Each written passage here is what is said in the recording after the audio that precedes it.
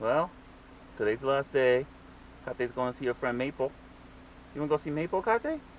Yeah? Her best friend in the whole wide world. She's sitting up front with me because I got one more load to take to the storage unit that we have. But, yeah, so we're saying goodbye to Cate.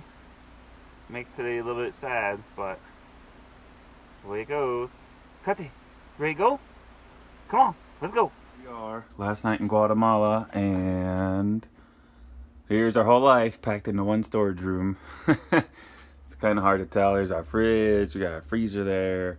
Everything's all stacked and covered and protected. And yeah. So tomorrow morning we get up early and we head to the airport. See y'all soon. So you can see how the water is flowing down the street here in front of us. And then you can see over there across the street.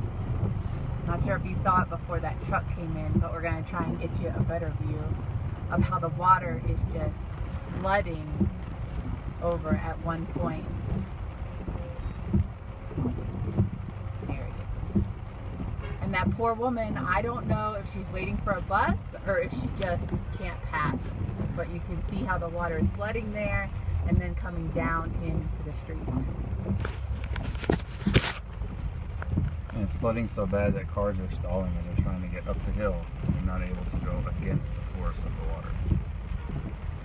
This is what life's like for 6 months in Guatemala.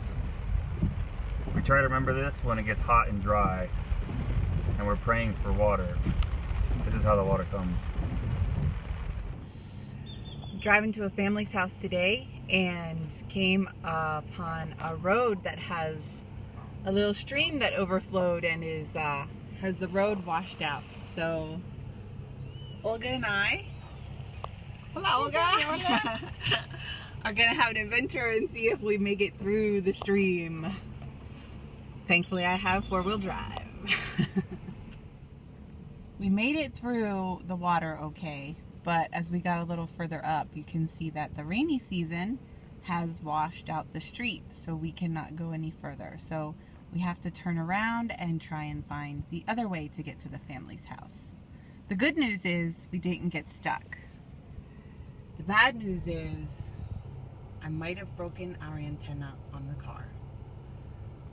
Hopefully this is another thing that Dylan doesn't get too mad about. This is another reason that we sometimes get delayed in Guatemala.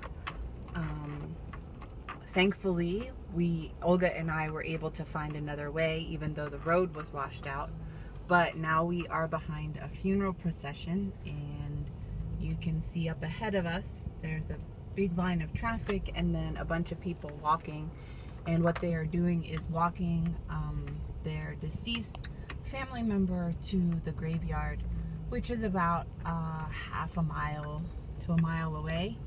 So I have a feeling we'll be sitting here for a while. But this is common in Guatemala. This is what they do after a funeral service. The whole family and friends and everyone gets together and walks the body to the graveyard to be put into the cemetery. Bienvenidos a los Estados Unidos. Hi everybody. All right, so we made it to the US. Trip went well. We are working on getting settled in and just meeting with our team in Guatemala and seeing how things are going very well there with them and the families. Speaking of the families, this mask that I was wearing, one of our families made. They made a bunch of them, and so we are working on selling those to send back to help the families. So that's really exciting to see them doing that.